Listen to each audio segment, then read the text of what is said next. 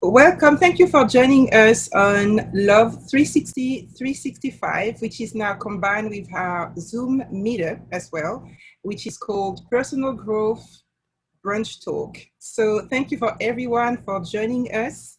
We start a little bit earlier this time.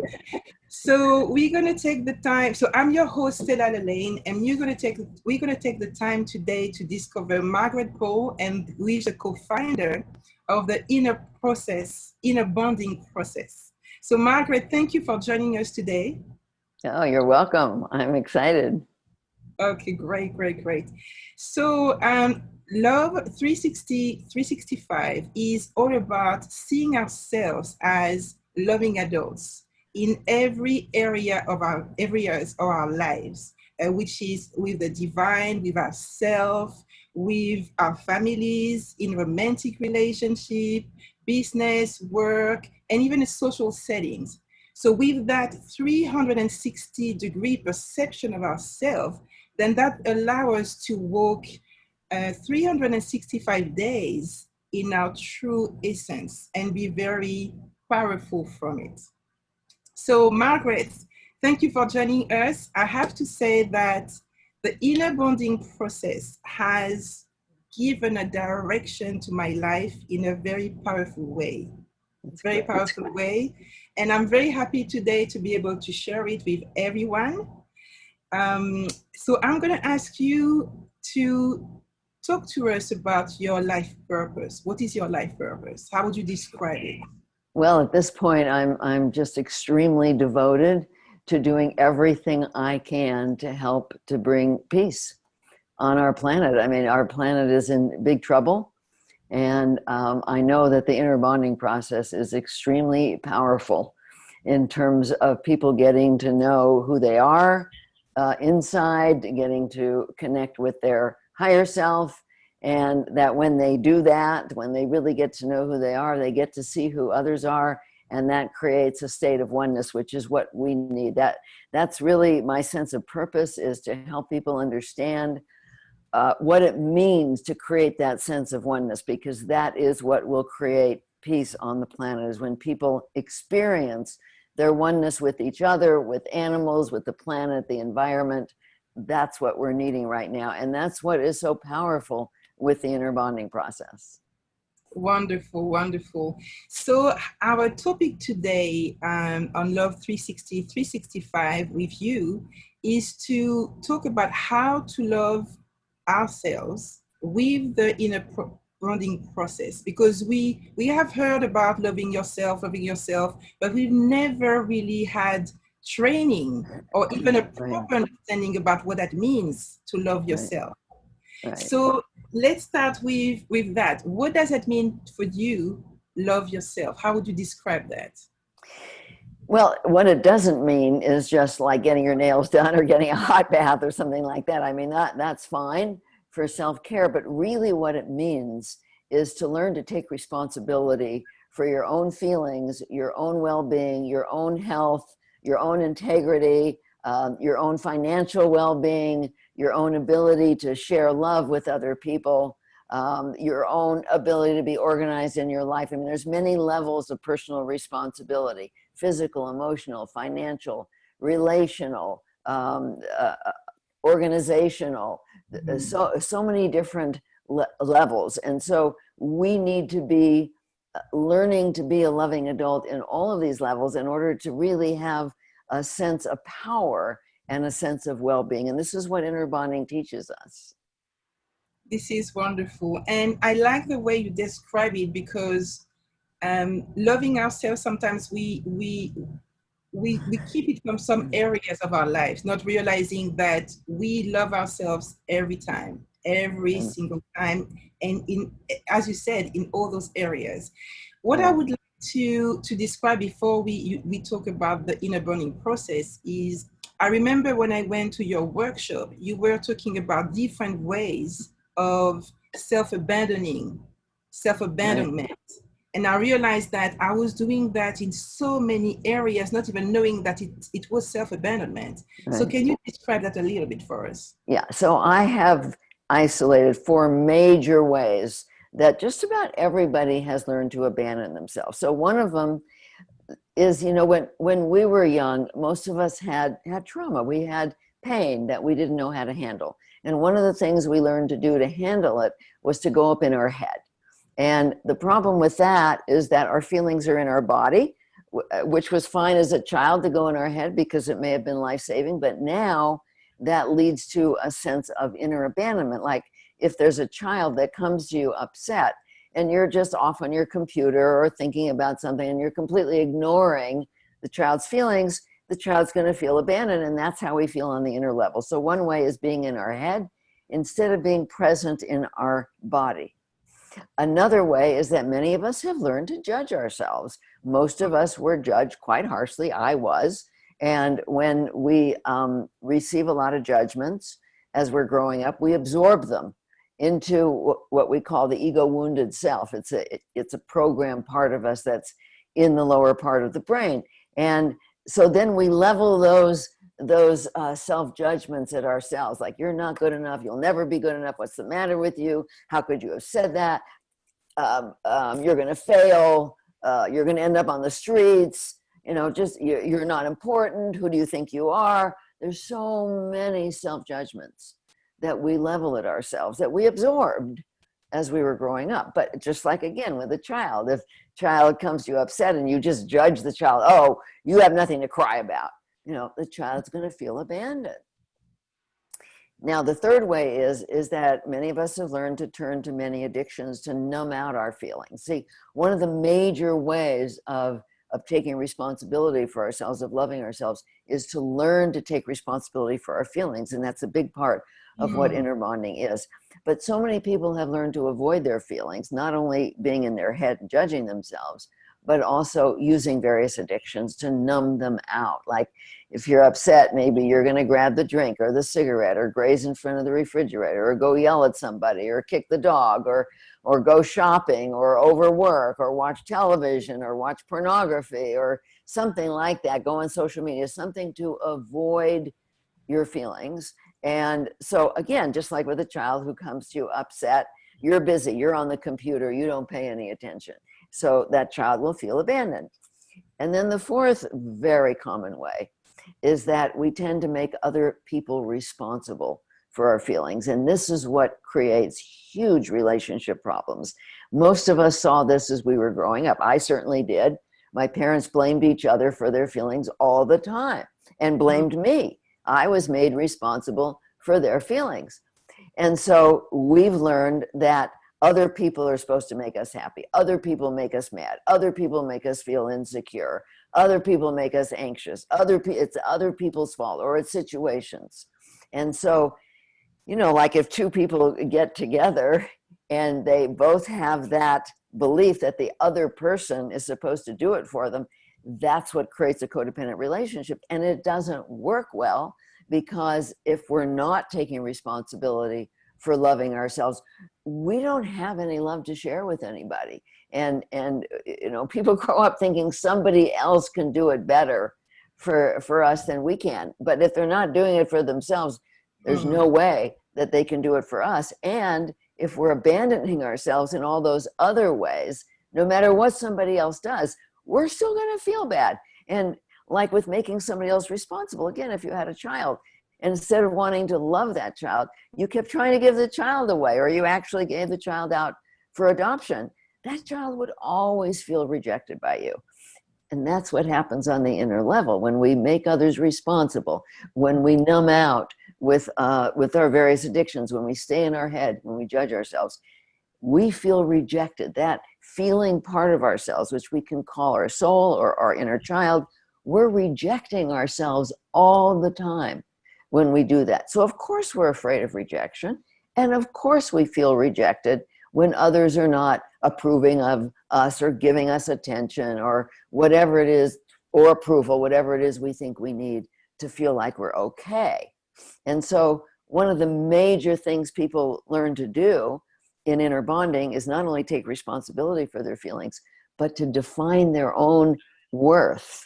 Because most people define their worth externally, by their achievements or how they look, rather than by who they are internally. And this is This is what changes everything. When you define who you are internally, you really know who you are in your soul, you start to see the souls of everybody. And Mm. that's where you get that sense of oneness. This is wonderful, and thank you for describing that so easily for us to understand that this is what we are doing because this is how we've been educated or programmed Right, to react, and we think it's normal. We think that's the way to go, and right, we think that we love ourselves even when we do that. So right, hearing, and it's true because we that's how we see things. right. Now that we have a better, at least overview or understanding of the things that we do, that we may need to change in order to start loving ourselves. Now, how do we develop that loving adults? And what are the steps that we can take to become aware of the various ways that we are used to have or to do that actually are not good for us or loving for us? Okay, so I'll go briefly through the 6 steps of inner bonding, as brief as I can be, because I can Okay. really talk about it a lot. So, step one of inner bonding is getting out of your head and getting into your body, because your feelings, like I said, they're in your body. And our feelings have an enormous amount of information for us. Most of us have been taught, like I was, oh, ignore your feelings, push your feelings down, numb out your feelings, take care of other people's feelings, but ignore your own. And this is like traveling from LA to New York without any signs or without any GPS. You don't know where you're going, because our feelings are an inner guidance system. They're our inner GPS. They let us know whether we're loving ourselves or abandoning ourselves. They let us know whether somebody else is kind or dangerous, whether they're going to show up with integrity, or whether they've got a lot of darkness or narcissism. So our feelings tell us so much about what we're doing and what's happening with others. And so step one is learning to take a very big journey, which is from your head into your heart and soul, inside your body. It took me quite a while when I Mm. started to practice inner bonding to really learn to be present in my body. And now I am, and I know the moment I feel anything other than peace inside, then I know I have to now do an inner bonding process. So the moment we feel anything other than peace lets us know something needs attending to, either how we're treating ourselves or what's going on with a person or a situation. So step one is getting in your body and making a decision, a conscious decision that you want responsibility for your feelings. You have to want that. Otherwise, you can't actually go on with the other steps of inner bonding. So Mm. then step two is we breathe into our heart, we get present in our heart, and we make a conscious decision to open to learning. So in the inner bonding process, there's only 2 intentions to choose from. Our intention either is to protect against pain with all these forms of controlling, self-abandoning behaviors, or to learn about what's loving to ourselves and eventually being able to share love with others. And so in order to learn to love yourself, you have to be open to learning about what that is. And since most of us had no role models for Mm. loving themselves, I certainly had no role models, we have to learn to open to a higher source of guidance, whatever that is for a person: God, spirit, guardian angel, higher self, older, wiser self, inner wise self. Whatever it is, it doesn't really matter how a person conceptualizes that. It's just that it gets you out of your limited mind. It's like going from your limited computer into the internet to get the information you need. This is like going from our individual programmed mind into a higher mind that has an enormous amount of information for us. So we teach people how to access that. In step two, we make that decision to open to learning. It's an issue of frequency, and spirit exists, whatever you want to call that, the universe. Spirit exists at a higher frequency than we normally operate at. And so in order to access that, we have to raise our frequency. And there's 2 major things we need to do. One is we need to open to learning. That Mm. immediately raises our frequency.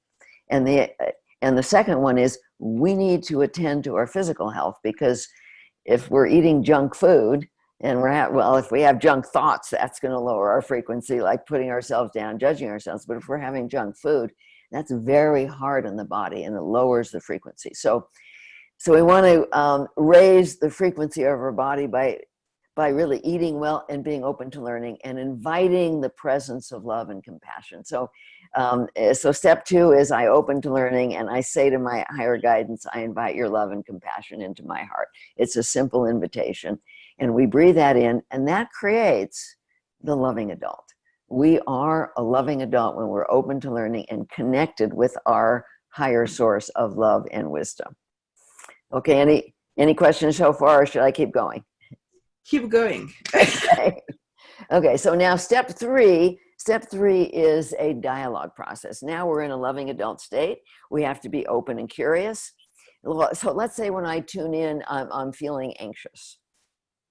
So I'm going to say to that anxious part of me, what am I telling you right now? How am I treating you right now? What am I doing or not doing right now that's causing this feeling of anxiety? And before we go on, let me say that in inner bonding, we talk about 2 different kinds of feelings. One is feelings we cause, and we call those wounded feelings.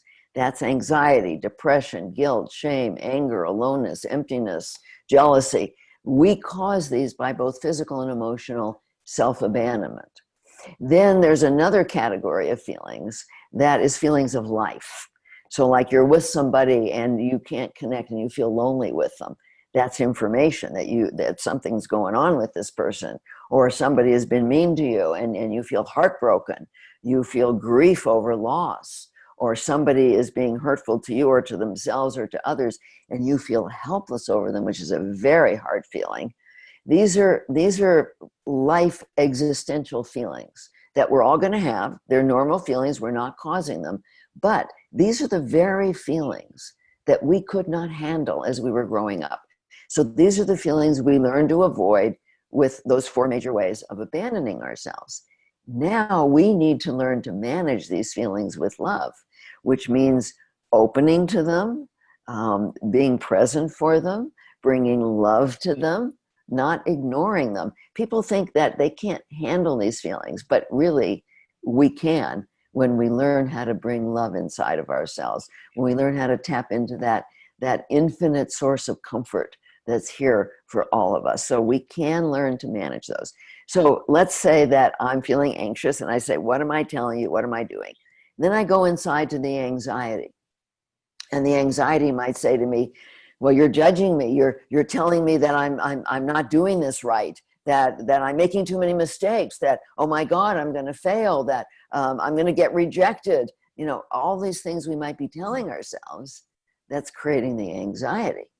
And those things are coming from that ego wounded part of us that's up here in the lower brain, the lizard brain, that's programmed. And so then I would go a little deeper and I would ask that part, which is usually like a child or adolescent, when we learn to judge ourselves or to do any of these forms of self-abandonment. I would say to that part, why are you judging? And that part might say, well, I have to judge you in order to get you to do it right. Because if I don't, you're going to mess up and you're going to fail, and then nobody will like you and everybody will know you're stupid, or things like that. There's a lot of false beliefs in there. This is how we become aware of our false beliefs. People think it's so hard to know what those are. It's not. Once we start to pay attention to our feelings, and once we're open to learning about what we're telling ourselves, how we're treating ourselves, that's causing our pain inside, then we can go deeper and find out what those false beliefs are. Once we understand all that, then we go to step 4. And step 4, before we okay. get to step Okay. 4, and thank you very much for that. I realized that when you were explaining self-abandonment and the 4 ways to abandon yourself, we were not live. Some settings, yes. Okay. So that's okay. I'm just going to ask you at that point, if that's okay, to briefly just explain that again. What does that mean to self-abandonment, and as well the 4 ways. Like just again. Thank Okay. you. Okay. Okay, so one way is that we learn to stay up in our head, which we had to do as little kids because we couldn't manage our feelings. But when we're in our head, we're not present with our feelings. So we're abandoning our feelings. Again, just like a child who's upset, and instead of paying attention, we're just off, thinking or doing something on the computer or whatever. Second way is that we judge ourselves. Most of us have learned to judge ourselves quite harshly, tell ourselves we're not good enough, we're going to be a failure, we did it wrong. And when we do that, just like if we did that with a child, they would feel unloved, they would feel rejected, they would feel abandoned by us. The third way is that we turn to various addictions to avoid our feelings, to numb them out. And so again, with a child, if your child comes you upset, and instead of dealing with the child, you just go grab a drink, that child's going to feel rejected and abandoned. And fourth is that we make other people responsible for our feelings. They have to make us feel loved and worthy and safe. And so again, the analogy with the child, that would be like trying to give, if you have a child and you kept trying to give the child away, or you did give the child away for adoption, that child's going to feel rejected by you always, all the time. And so when we do that to ourselves, when we do any of these forms of self-abandonment, we're rejecting ourselves. And no matter what somebody else does, it is not going to do it for us as long as we're rejecting ourselves. Thank you. Okay. Okay. So do you want me to go on with step Yes. 4 of inner bonding? Okay. So Yes. step 4 of inner bonding is, again, opening to learning with our higher source of wisdom. And basically, we're asking 2 questions. What is the truth about any of the false beliefs that I've uncovered? And what is loving to me? And so, with the example of, let's say, I'm anxious and I realize that I'm putting a lot of pressure on myself and I'm judging myself and pushing myself, I would ask my higher guidance, well, is it true that I have to pressure myself and get myself to do everything right, and then I can have control over people not rejecting me? Because that's a big false belief people have, that they can control how other people feel about them if they just do it right, if they just look right or act right or say the right thing or achieve enough or whatever it is. Well, now my guidance would say to me, no, just like nobody has control over how you feel about them, you decide that all by yourself, how you feel about people. You don't have control over how they feel about you. And in the long run, it's irrelevant, because most of the time, how people feel, except if it's a very personal relationship, has no effect on our lives. But how we feel about ourselves has a huge effect on our life. So we go to our guidance to start to bring in the truth, because we've been so programmed with these false beliefs that we're acting from them without realizing it. And that's governing our lives and keeping us very, very limited. And so the way to find the truth is to open. That truth is there. Whatever you believe in, even if you don't believe in anything spiritual, ask the air and open, and you'll see that information starts to come in because it's there. And then the second question is, okay, right now, what would be loving to me? What would be loving to this soul, this feeling part of me, this inner child? And I would stay open and access that information. Now, for people who haven't done this, it takes practice, it takes time. The information doesn't just come very quickly. It does for me now because I've been practicing this for so long. But it does take practice to be able to access the information about truth and love from our higher source of wisdom. But let's say that that source says to me, well, right now, that little girl in you just needs you to get present and hold her. That would be a loving action. So that's what I would do. I would get present. I often suggest people get a doll or stuffed animal and just hold them. You'd be surprised Yes. at how much comfort that may bring you when you've been ignoring yourself and judging yourself and numbing yourself out. Just picking that up and holding and being present with acceptance, with compassion for ourselves, for our own feelings, This is so powerful when we do this. And of course, there's thousands of loving actions that we could take. I mean, depending on the situation, it could be, stop smoking, stop drinking, eat good food, go back to school, change jobs, stand up for yourself, speak up for yourself. I mean, it could be so many different things depending on the situation. So in step 5, then we have to take the action, because if we don't take the action, the first 4 steps mean nothing. It would be like a child coming to you and saying, I'm hungry, and you say, oh, thank you for sharing, and you do nothing. You don't feed the child. So we have to take action, loving action in step 5. And once we do in step 6, we go back inside, like in step 1, back inside to see how are we feeling. And if we feel some relief, if things feel lighter, if we feel less shame, less guilt, less anger, less depression, less aloneness, we know we've taken a loving action. So that's very briefly the 6 steps of inner bonding. You did a great job, because I was wondering how on earth is she going to do to explain all that, but that's what you do for a living. That's So what I thank do. you. And just to remind everyone, you have access on the website innerbonding.com to the free course where the 6 steps are explained with the definition and all that. So don't feel like, okay, there's so much information. You actually have access to it freely, and it's great. Right, I've read it many times. So just go again on the website innerbody.com and look for the free course and the 6 steps, and you have everything Margaret just talked about just now. right, Now, Margaret, I've been practicing inner bonding since I've started, and that has really given a direction to my life.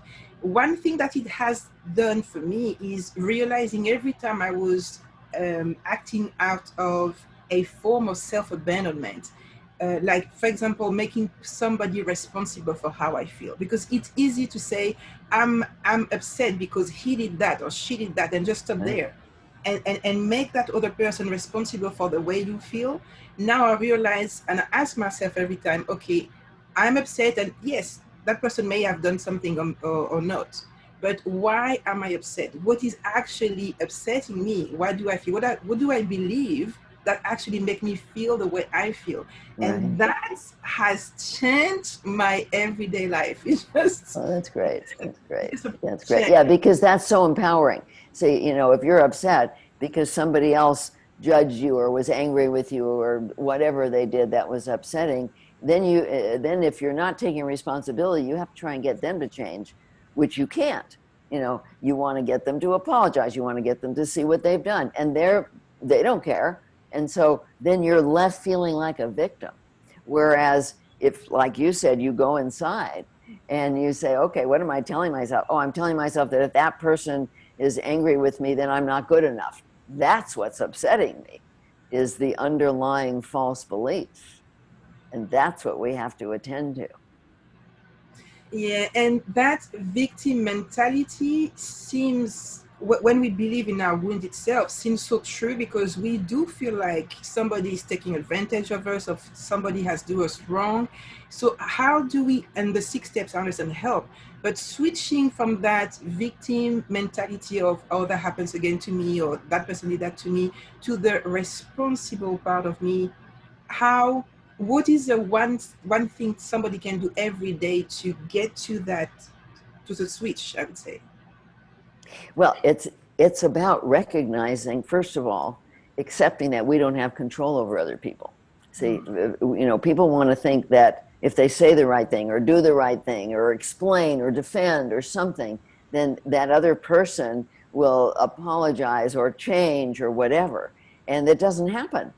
Think back to when you've tried to get somebody else to do something about the fact that they did something that was hurtful to you. It's very rare where they're going to even acknowledge it. I mean, sometimes that may happen, but most of the time it doesn't. And so what we need to be doing is going inside and saying, okay, in the face of what's happening here, what's loving to me? Why am I so upset? What am I telling myself? What action do I need to take? Like if I'm with somebody and they're being sarcastic or angry or judgmental or critical, that doesn't feel good inside of me. By being present in my body, I know the minute somebody's energy is not loving, is not caring, I can feel it. And if people are present in their body, they can feel it. Now, I'm not going to try and get that person to change because I know I can't. So then I have to say, okay, what's loving to me in the face of that? Now, one of the things that I teach people in terms of relationships is that there's really only two choices. One is we can open to learning with that person if we think they're going to be available to that. And that would be to say, you know, you seem to be upset with me or angry with me. Um, I'm really interested in what's going on. Are you willing to talk to me about it without the blame? And then we'll see if we can have a good conversation. But lots of times, if the person is angry or blaming, they're in their lower brain, they're in their wounded self. And when people are in their wounded self, they're not, see, here's where the loving adult is, the prefrontal cortex, the higher brain. And as people practice inner bonding, they're developing new neural pathways in their higher brain. But if they've been operating out of their wounded self, they don't even have access. So if somebody is angry, they've been triggered into their lower brain into fight or flight. And when they're in that state, they don't hear you. They don't care. They're just going to come back with more hurtful things. So the only other loving action you have is what I call lovingly disengaging, which is you stop, being involved at that moment. You say, excuse me, and you go away, you walk away. Now, if it's a partner, you might say to that person, I don't think we're going to get anywhere. I'll check in with you in 15 minutes and go inside, do your own work to see if there's anything you're telling yourself that's hurting you. And then maybe come back in 15 minutes, see if that person's open, and then maybe you can talk about it. But staying with somebody who's being hurtful and trying to get them to change is hurtful to you and to them. It does not work. And that was a key lesson for me as well, and I guess for everyone who's listening right now, is that relinquish of control that we think we can have over others instead of mastering ourselves. Right. And it's an everyday work that I do, and I guess everyone does as well. But it's every day. And I ask myself, in what ways am I trying to control? Because sometimes I have a definition of control who doesn't look like what I do. But when I actually pay attention to what I do, this is a form of control because I'm trying to get that person to change or to That's love right. me. That's Or right. and that's control. It Right. took sometimes to get, but now I see that. One thing I like about inner bonding, it's a spiritually based healing practice. Yes. And you mentioned the highest, the divine or the higher source, whatever somebody call that.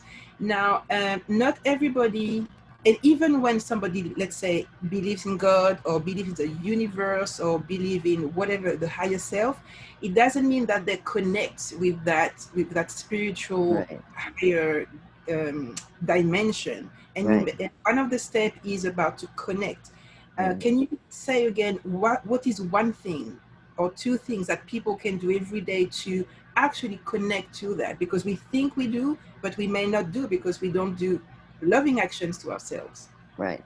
So again, it's about our frequency, and the frequency is the rate at which our energy vibrates. And there's two things that affect it the most. One is our intention.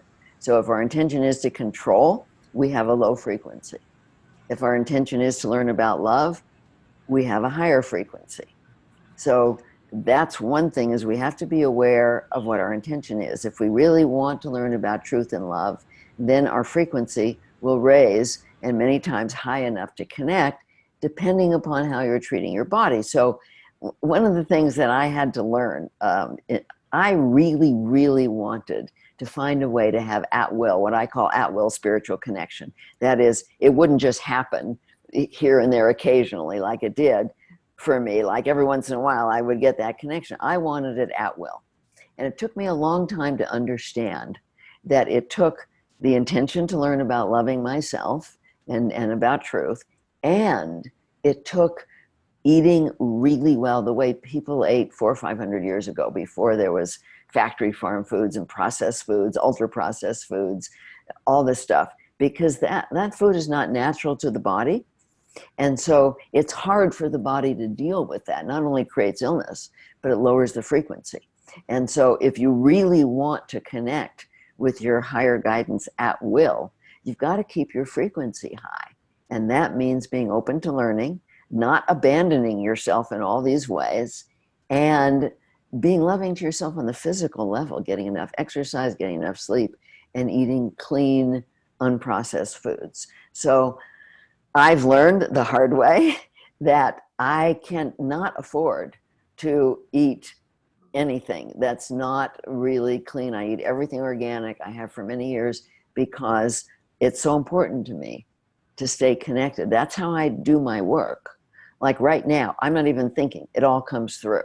It comes through from my higher guidance. I just give it to my guidance. The same thing when I write. I say, okay, you're on, and my guidance writes through me. And it's such a much more fun way to live, is when we're open and we allow that higher self, that wise self, that knowing self, to guide us and come through us. But we have to be in a high frequency. So for me, I'm highly motivated because I love the experience. There's nothing like it. You know, people think that the best experience in life is sharing love, is somebody else loving you, but actually it's not. The best experience in life is sharing love. And we can't get there unless we're connected to our source of love, and we're bringing that love inside, and we get filled up with love and peace and joy, and then we have that to share. It's not about getting love from others. It's about sharing the love that we have within ourselves when we get all filled up from loving ourselves. This is wonderful. And thank you very much for sharing all that with us today. We're going to take now sometimes for questions. Other questions for people in the group. So you can use the Q&A. You can type your question there. I'm going to check on YouTube, on Facebook as well, whether we have any questions there. 1 second.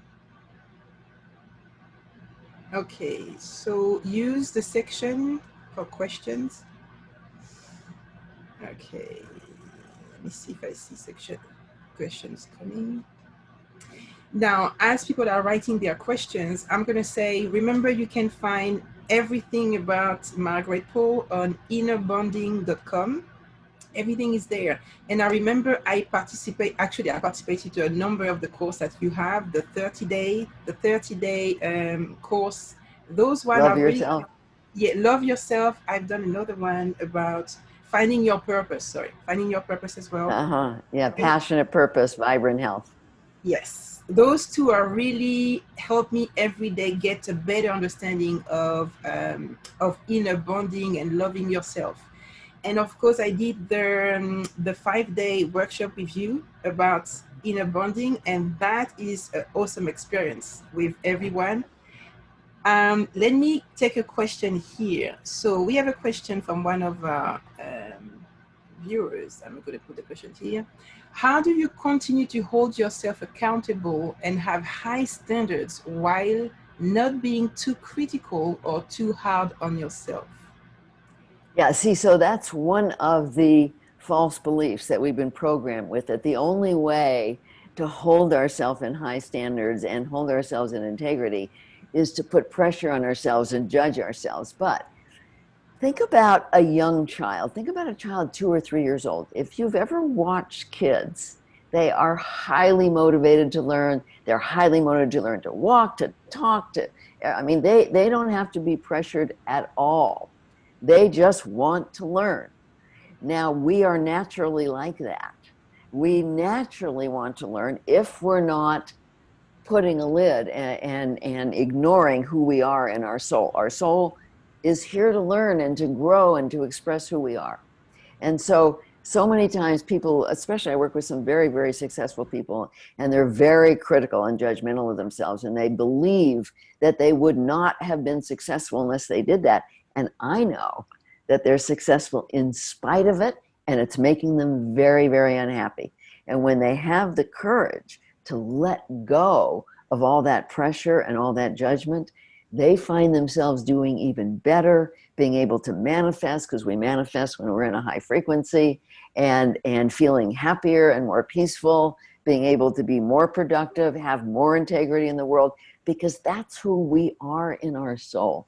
And so when we're not operating out of our mind, which does not have integrity, that program mind, that ego mind, we're operating out of our soul. We don't need to pressure ourselves. I'm a highly productive person.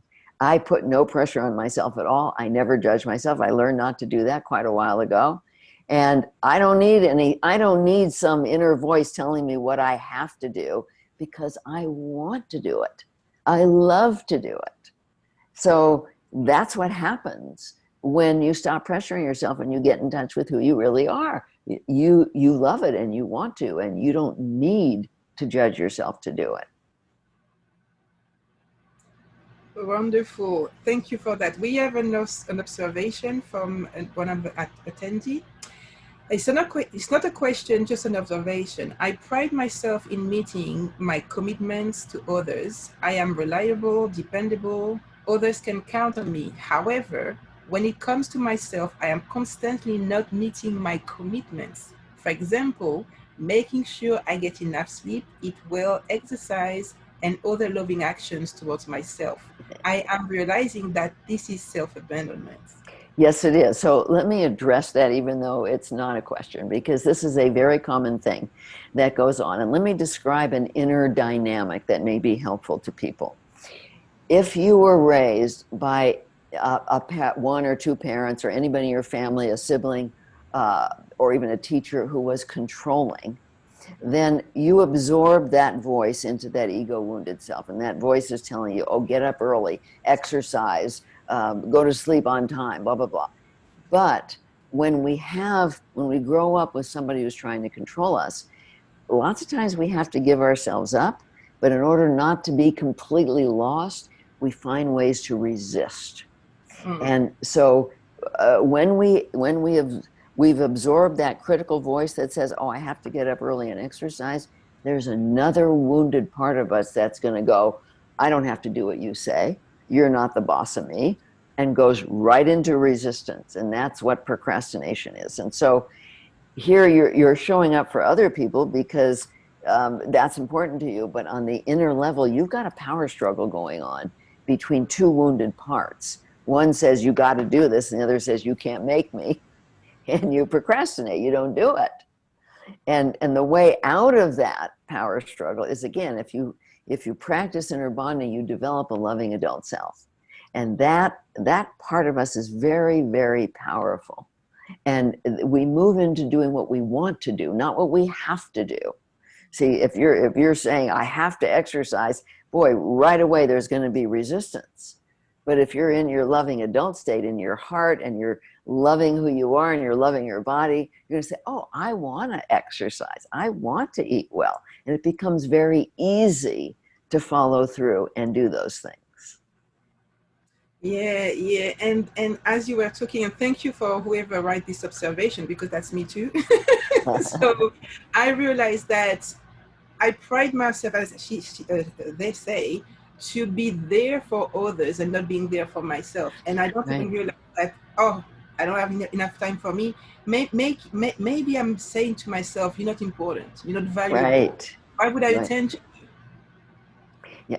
Well, I did that for years. I was a caretaker. I was trained to caretake my parents, and then my husband, my kids, everybody, and not to take care of myself. To me, I thought taking care of myself was being self-involved, being selfish, and that if I took care of everybody else, then they would love me, which of course not only doesn't happen most of the time, but because I was rejecting myself, even if they did, it wouldn't have made a difference. So finally, when actually spirit brought in inner bonding, because I had been working as a traditional psychotherapist for 17 years, and I didn't like the results, and I started to pray for a process, and that's when inner bonding came in. So then I realized, you know what, taking care of myself isn't selfish at all. It's self-responsible, and I'm not doing it. I'm caretaking others as a form of control. See, I thought I was being so loving by giving myself up and taking care of everybody else. I didn't realize, like you said, that it's a form of control.